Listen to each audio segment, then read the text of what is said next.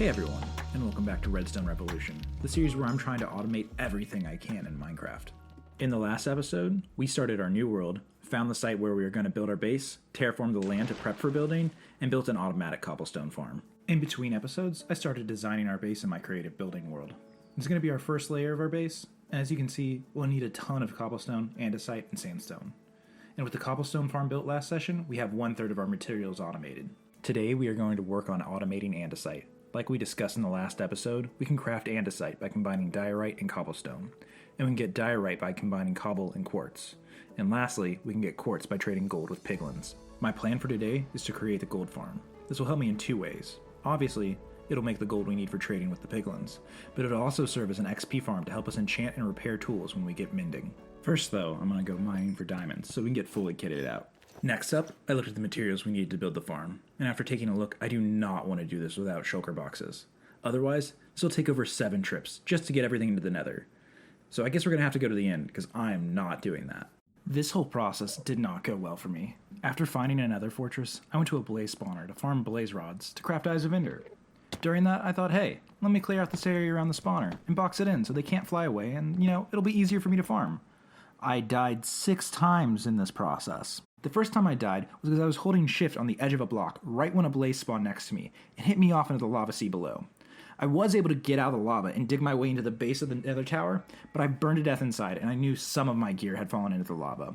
But still, I rushed back to try to get my gear, only to dig through the wrong block in the floor and fall all the way back down onto the cobblestone I used to get out of the lava and die again. I knew the 5-minute timer on my gear was running out, so I quickly crafted a hay bale to try to block clutch my way down and hopefully rescue my items. I messed that up, so I guess my dreams of being better than Dream at Minecraft will just stay that. Dreams. Getting frustrated, I decided to cut my losses. I went back to the mines, got more diamonds, and crafted another full set of diamond gear. Went back to the nether fortress, this time armed with a shield. I died to 3 wither skeletons as soon as I walked in the fortress. They cornered me and I couldn't block them all. They broke my shield and I died again. Rushing back, I finally made it to the bottom of the tower and was pleasantly surprised how many of my items actually had survived. After that, I took a break for a few hours to go get my luck cleansed because something was obviously wrong with it. And when I came back, I was able to get all the blaze rods we needed and started hunting for endermen. In less than an hour after getting back, I finally had everything I needed to go to the end. After grabbing some food and babysitting to create another portal once I found the stronghold, I set off, confident that this was supposed to be the easy part, and that my bad luck was finally behind me. It wasn't. Not only was the stronghold under an ocean with no cave entrances in sight, I somehow broke 6 of my 12 Eyes of Ender in the 5 minutes it took me to walk to the stronghold. They have a 1 in 5 chance. I only threw 14. Only 3 should have broken. What is my luck? Anyways, after finding the end portal room, I set up another portal, and I checked out the portal frame. Our portal spawned with 1 Eye of Ender, and with the 6 eyes we had left, I needed to go get 5 more Ender Pearls. I went back into the nether and started hunting. Thankfully, we spawned in a warped forest, and there was tons of Endermen there, so this part wasn't too painful. Finally, I was ready to fight the dragon. I checked my inventory one last time, and then I jumped in the portal. Once again, my bad streak of luck continued. Every time I got knocked off the pillar by the dragon, I was able to MLG clutch with my water bucket, without fail. The one time I jumped off myself and I tried this, I kissed the endstone with a little too much momentum. I quickly rushed back and got back into the fight. Eventually I was able to work down the dragon's health, and finally I struck the killing blow.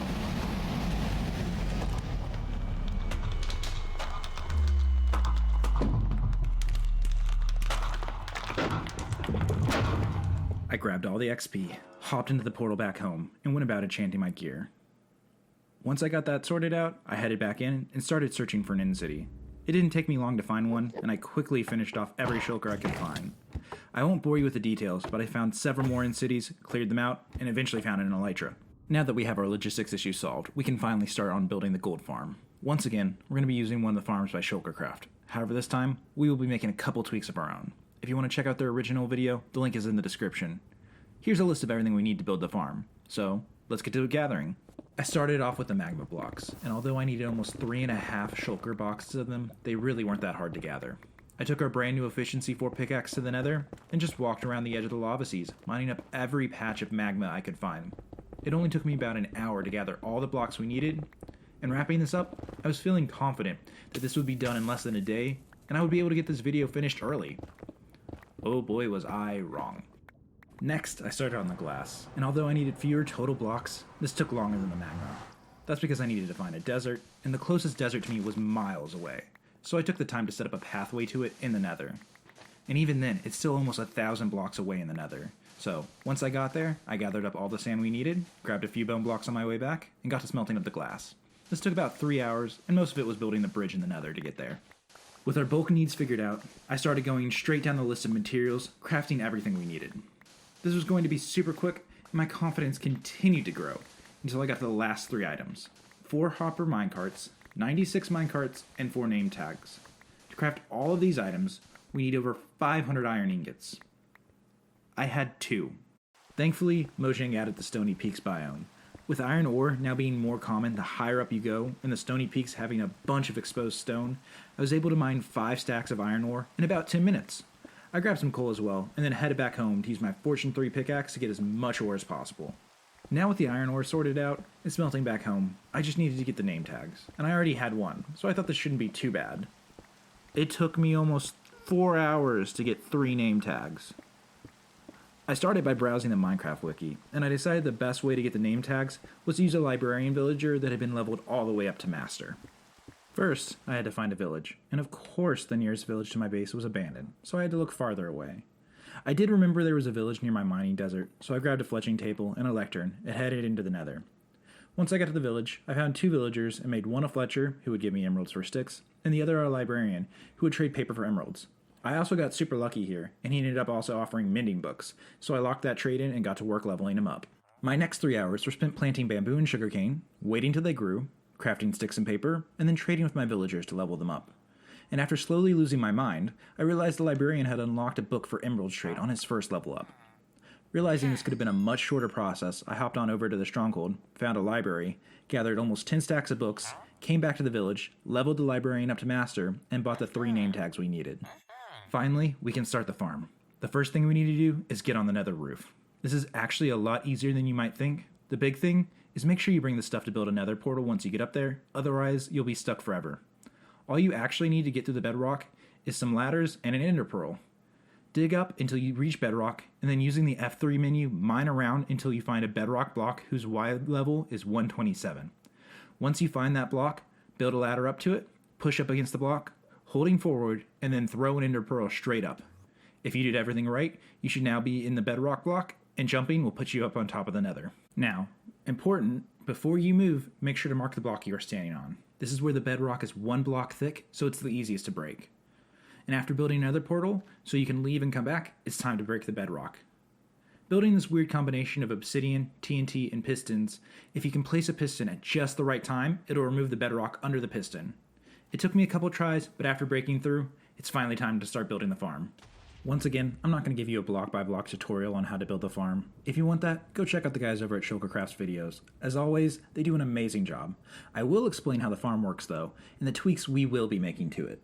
This farm works by using the zombie piglin aggression mechanics. When you hit a zombie piglin, it alerts all other nearby zombie piglins and has them aggro on you. This farm has 4 spawning platforms, and in each corner, there's a zombie piglin trapped on a glass block with a name tag so they don't despawn. Their job is to aggro the newly spawned zombie piglins in case all of the angry ones die. This way, the farm can run continuously. The zombie piglins run at the player and fall down a hole where they are crushed by a stack of minecarts. Building this farm actually wasn't that difficult, but it was frustrating every time a gas spawned and started breaking the platforms as I was building them.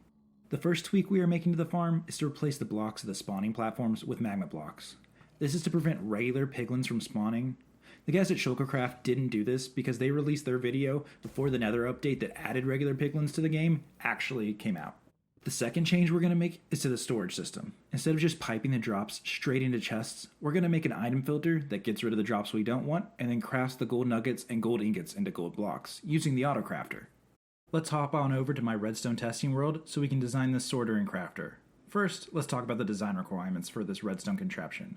It needs to filter the incoming drops, it needs to get rid of the drops we don't want to keep, and it needs to be able to turn the gold drops into gold blocks. And lastly, it needs to be able to store those gold blocks.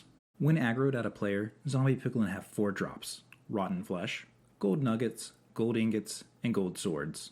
Out of these, we only want to keep the gold nuggets and ingots. So we're going to build an item filter. These are really simple, and they work by using the output from a comparator, which checks how many items are in the inventory, and using it to unlock a hopper below. So we fill up the hopper next to the comparator with 4 junk items that the farm doesn't make, sticks in this case, and then we put the item we want to let through in the first slot. Once there are 41 of the item we want in that slot, when the next one comes in, it unlocks the hopper and allows one through to the hopper below.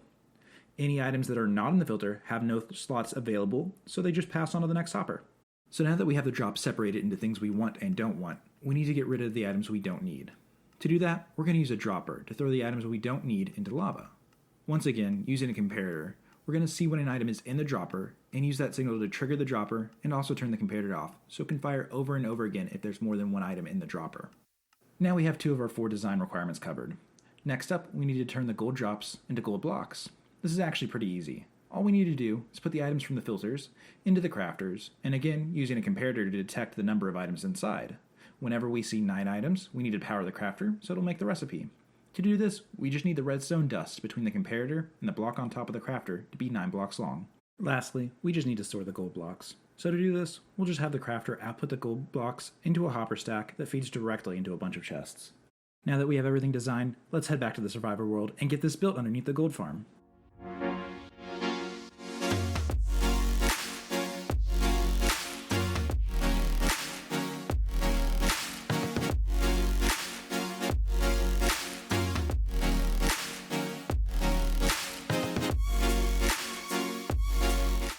Awesome. Everything seems to be working now, so I'm going to AFK here between episodes just to see how many levels we can get.